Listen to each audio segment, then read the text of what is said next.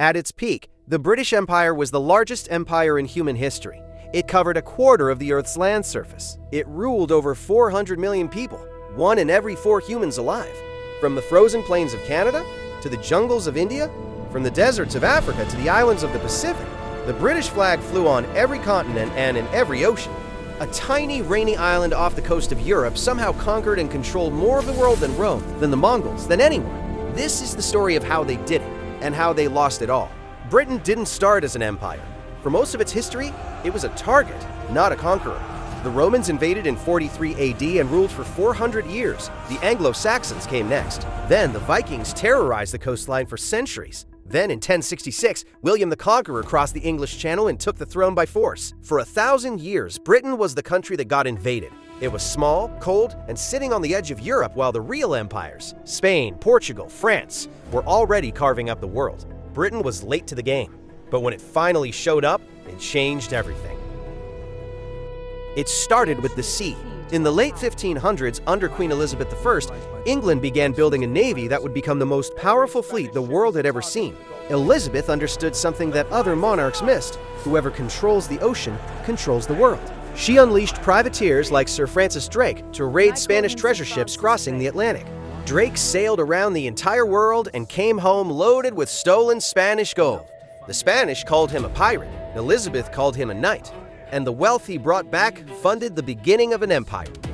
In 1588, Spain sent the largest invasion fleet in history, the Spanish Armada, 130 ships carrying 30,000 men to crush England once and for all. It should have been the end of England, but a combination of English naval tactics, smaller, faster ships, and a devastating storm destroyed the Armada. Spain's grip on the oceans was broken, and England, this tiny island that had been invaded by everyone, was suddenly a naval superpower. The age of the British Empire had begun. The first real colonies came in the early 1600s. Jamestown in Virginia was established in 1607, England's first permanent settlement in the New World. It nearly failed. Starvation, disease, and conflict with the local Powhatan people almost wiped it out, but it survived. Then came the Pilgrims at Plymouth in 1620, then Massachusetts, then Maryland, Connecticut, the Carolinas. One by one, English colonies spread down the eastern coast of North America. Across the Atlantic, the East India Company was establishing trading posts in India. In the Caribbean, British planters were building sugar plantations powered by enslaved Africans. The empire was growing in 3 directions at once: west to America, east to Asia, and south to the Caribbean and Africa. The engine that powered the British Empire was trade. And at the dark heart of that trade was slavery. British ships sailed from Liverpool and Bristol to the coast of West Africa, where they loaded enslaved men, women, and children into the cargo holds. They crossed the Atlantic in horrific conditions, the Middle Passage, where millions suffered and died chained below deck. Those who survived were sold in the Americas and the Caribbean to work sugar, tobacco, and cotton plantations. The ships then returned to Britain loaded with raw materials and enormous profits. This triangular trade made British merchants some of the wealthiest people on Earth. The empire was built on sugar, cotton, and human suffering. That is a truth that cannot be separated from the story. By the 1700s, Britain and France were locked in a global struggle for dominance.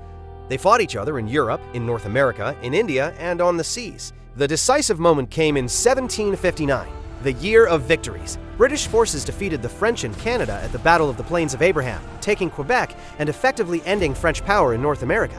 In India, Robert Clive's forces defeated the Nawab of Bengal at the Battle of Plassey, opening the door to British control of the entire subcontinent. In one single year, Britain won 2 continents. France was broken as a colonial rival, and the British Empire became the most powerful force on the planet. But the empire's greatest humiliation came from within. The American colonies, the jewel of Britain's New World possessions, had had enough. Taxed without representation, governed from 3,000 miles away by a king who had never set foot on American soil, the colonists revolted. In 1776, they declared independence. Britain sent the largest military force it had ever assembled across the Atlantic to crush the rebellion, and they lost. The American Revolution ended in 1783 with Britain surrendering its 13 colonies, the most powerful empire on Earth defeated by farmers and merchants who refused to be ruled. It was a wound that would shape British imperial policy for the next 200 years. But losing America didn't stop the empire. It shifted its focus. India became the new crown jewel. The East India Company had started as a trading operation, but gradually became a military and political force, conquering territories, deposing local rulers, and extracting wealth on an unimaginable scale. By the mid-1800s, Britain controlled nearly the entire Indian subcontinent, 300 million people governed by a company, not even a country. When the Indian Rebellion of 1857 nearly overthrew British control, the Crown stepped in directly. Queen Victoria was declared Empress of India. The British Raj was born. And India, its people, its resources, its wealth, became the beating heart of the largest empire the world had ever seen.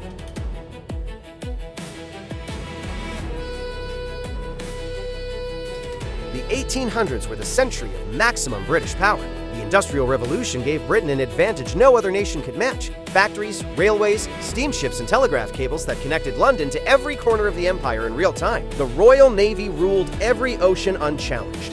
British engineers built railways across India, bridges across Africa, and ports across Asia. The sun literally never set on the British Empire because it spanned every time zone on Earth. At the Diamond Jubilee of Queen Victoria in 1897, the empire was celebrated with the greatest display of imperial power the world had ever seen.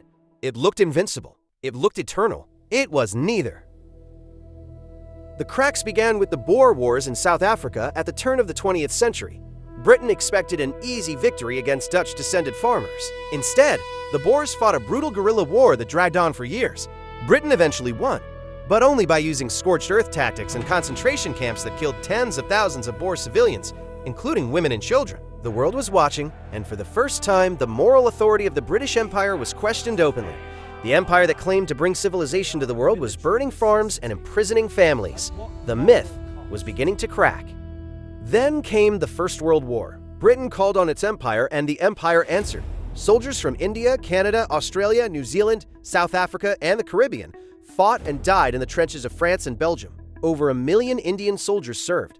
Tens of thousands from Africa and the Caribbean gave their lives for an empire that had never given them equality. When the war ended in 1918, these colonial soldiers went home expecting gratitude, reform, perhaps even independence.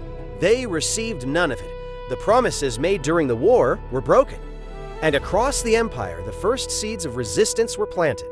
The colonies that had fought for Britain began to wonder why they were still fighting for anyone but themselves. The breaking point came after the Second World War. Britain emerged victorious but completely shattered. Its cities were bombed. Its economy was bankrupt. Its people were exhausted. The empire that had once been funded by global trade now couldn't afford to maintain itself. And the colonies were done waiting. India led the way. Mahatma Gandhi's movement of nonviolent resistance had been building for decades. In 1947, Britain finally granted India its independence, the crown jewel of the empire. 300 million people, the subcontinent that had funded British power for 2 centuries, was gone. Pakistan was created alongside it in a bloody partition that killed over 1 million people and displaced 15 million more. The empire's retreat had begun, and it would not stop.